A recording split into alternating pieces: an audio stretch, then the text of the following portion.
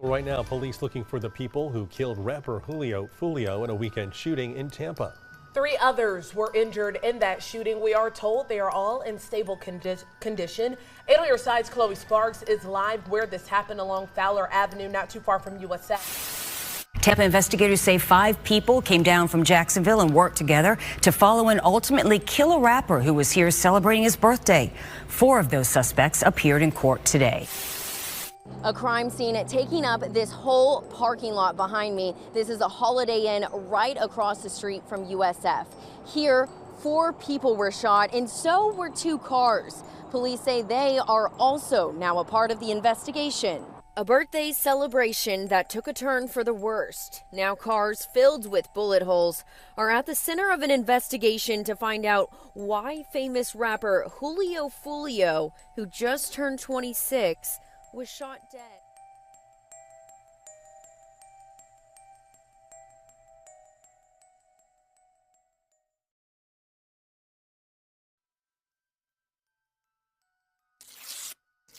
On June 23, 2024, Charles Andrew Jones II, known to the world as Jacksonville rapper Julio Foolio, had no idea that celebrating his 26th birthday would be the last thing he ever did.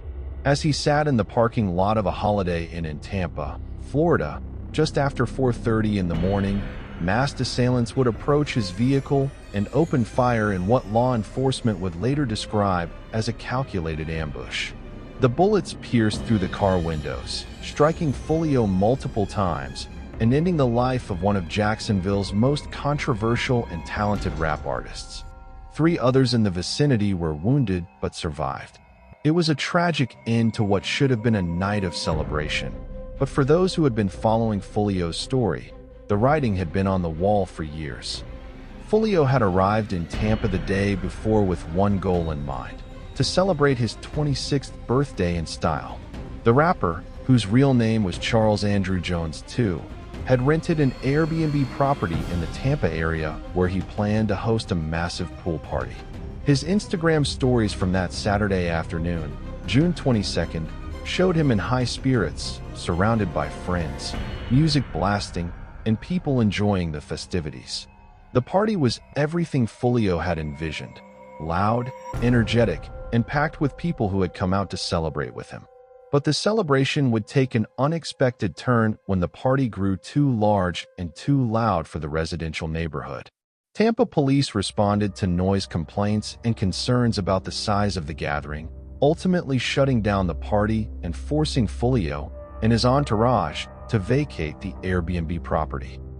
To understand why Foolio was targeted that night, one must understand the deadly gang war that had been raging in Jacksonville, Florida, for over a decade. Foolio was affiliated with a group known as KTA, which stood for Kill Them All, or 6 Block, a street gang based in Jacksonville's Moncrief neighborhood. His rival was a collective known as ATK, which stood for Ace's Top Killers, led by rapper Young Gene Ace. The beef between these 2 factions wasn't just about music. It was deeply rooted in street violence, personal vendettas, and a cycle of retaliation that had claimed numerous lives on both sides. So what's something you could say like you learned about the streets that you wish you knew before you got into it? Shit, that bullet's real, that you could die, that it ain't no rules in this shit, that these hoes will set you up, grimy as hell, slimy as hell. It's a lot of shit, bro. You ever had a situation where like a female set you up or attempted to and you caught her? Damn, have I? Hell yeah, it probably been, bro, I done been through movie shit, bro, no cap. Hell yeah, it probably been a situation or 2. Hell yeah. This wasn't a manufactured rap beef for publicity. This was a real war being fought on the streets of Jacksonville, and the music was merely a reflection of that violence. The origins of the feud dated back years, with both sides losing friends and associates to gun violence. One of the most devastating incidents occurred in June 2018 when 3 young men, Trayvon Bullard, Royale Devon Smith Jr., known as 23, and Jerkaby Deshad Groover, were killed in a Right now, mass JSO shooting. is searching for whoever fired the shots that killed 3 teenagers and sent a 4th to the hospital. This was in a drive-by near the busy town center area and the UNF campus. I'm Tanika Hughes. I'm John Bachman. JSO says the shooting was not a random act and that one of the victims and the survivor are gang members. Keontae Bullard, known as Young Ace, is the sole survivor of a quadruple shooting not far from the St. John's Town Center. His 3 teenage friends, Trayvon Bullard, Royale Devon Smith Jr., and Jacoby Deshad Grover, were killed. These 3 were affiliated with ATK, and their deaths would become a rallying point for Young Ace and his crew. In the aftermath, Julio Foolio released a music video titled "When I See You," in which he posed in front of a banner displaying photos of the 3 deceased young men, mocking their deaths in his lyrics. The disrespect was intentional and inflammatory, designed to antagonize his rivals. He even created t-shirts with the phrase "Rest in Piss 23," referring to Royale Devon Smith Jr., and posted photos of himself wearing them on social media. The disrespect flowed both ways. ATK released their own viral track called "Who I Smoke," which sampled Vanessa Carlton's "A Thousand Miles" and named specific KTA members who had been killed, turning their deaths into lyrical content. "Who I Smoke," Bibby, "Who I Smoke," Teak, "Who I Smoke," Lil 9. Young Ace rapped in the chorus, referencing 3 individuals from Foolio's side who had been murdered. The song went massively viral, accumulating millions of views on YouTube and streams across platforms. But it wasn't just entertainment. It was a public declaration of disrespect toward the dead, and it fueled even more violence. Jacksonville authorities grew increasingly concerned as the music videos became more explicit in their references to real murders, with rappers literally smoking on the dead, a slang term meaning to disrespect and celebrate the death of rivals. Mothers of the victims from both sides pleaded with the rappers to stop glorifying the violence, but their pleas fell on deaf ears. The music was profitable, the clout was real, and the street code demanded retaliation.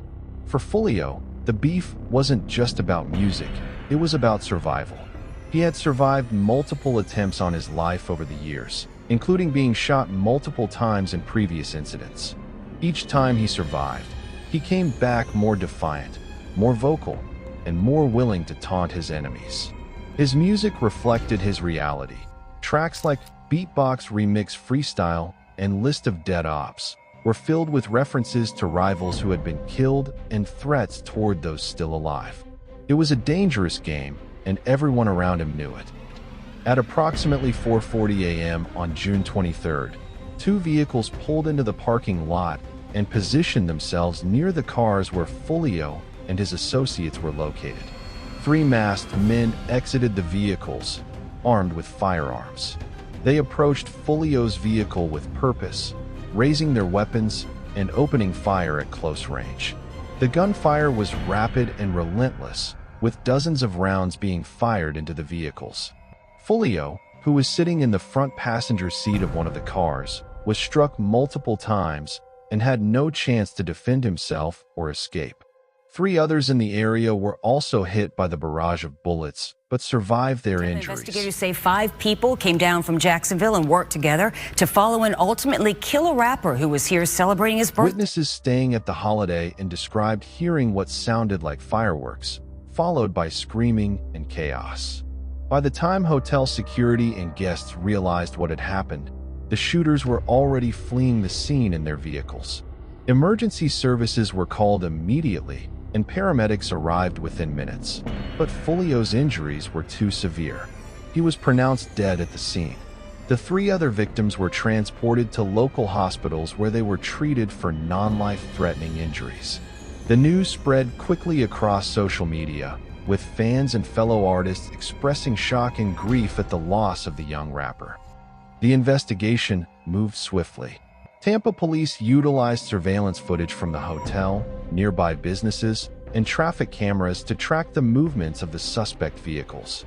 License plate readers played a crucial role in identifying the cars used in the attack and tracing their routes before and after the shooting. phone records were subpoenaed to establish communication patterns between the suspects and to determine whether the attack had been coordinated in advance. Within days, investigators had identified several persons of interest, and within weeks, arrests began to be made. On July 29, 2024, just over a month after Foolio's death, Tampa police announced the first round of arrests. 3 men were taken into custody and charged in connection with the shooting. These individuals took extreme measures to try to cover their actions, but they were no match for our investigators.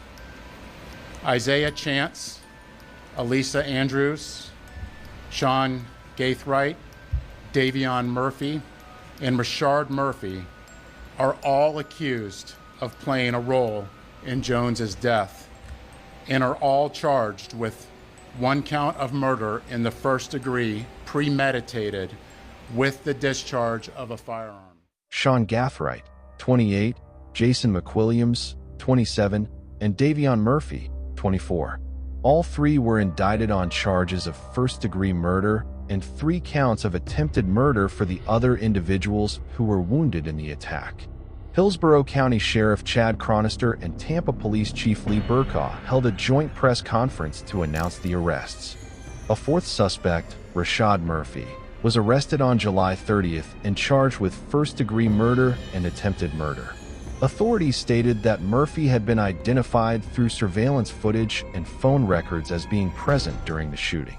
He was also held on a $200,000 bond. Prosecutors indicated that all 4 suspects would be tried as adults and that they would seek life sentences without the possibility of parole. Back in Jacksonville, the mood was tense. Law enforcement officials feared retaliation, knowing that Foolio's death could spark another wave of violence in the ongoing gang war. Jacksonville Sheriff TK Waters held a press conference urging calm and warning that his department would be watching closely for any signs of retaliatory action. As of the final investigation updates, Tampa police confirmed that all 4 suspects arrested in connection with Foolio's murder remained in custody awaiting trial. A 5th suspect was believed to be at large, and authorities were working to locate and apprehend that individual. Prosecutors indicated they had a strong case, with video evidence, phone records, and witness testimony all pointing to a coordinated and premeditated attack. The trial was expected to take place in 2025, and the state intended to seek the maximum penalties for all involved. Foolio's story is a tragic example of how the cycle of gang violence continues to claim young lives, even as those involved try to use music as a way out. He was talented, driven, and on the cusp of achieving greater success, but the beefs, the retaliation, and the street code that governed his world would not allow him to escape. His death serves as a sobering reminder of the real-world consequences of the violence that is often glorified in drill rap music. In the aftermath of his passing, his family mourned a son, a brother, and a father. His fans mourned an artist whose raw authenticity and unapologetic style resonated with those who understood his struggle. And the city of Jacksonville mourned another young man lost to senseless violence. The arrests of those allegedly responsible provided some measure of justice, but they could not bring Foolio back, nor could they undo the pain felt by all who loved him. As investigators continue to build their case and prosecutors prepare for trial, one thing remains clear. Julio Foolio's last hours were marked by celebration, betrayal, and tragedy. He lived by the code of the streets, and ultimately, he died by it. His music will remain as a testament to his life and his talent, but his death will serve as a cautionary tale about the deadly consequences of a lifestyle rooted in violence and revenge. May his soul rest in peace, and may his story inspire others to choose a different path, one where birthdays are celebrated with joy, not ended in gunfire.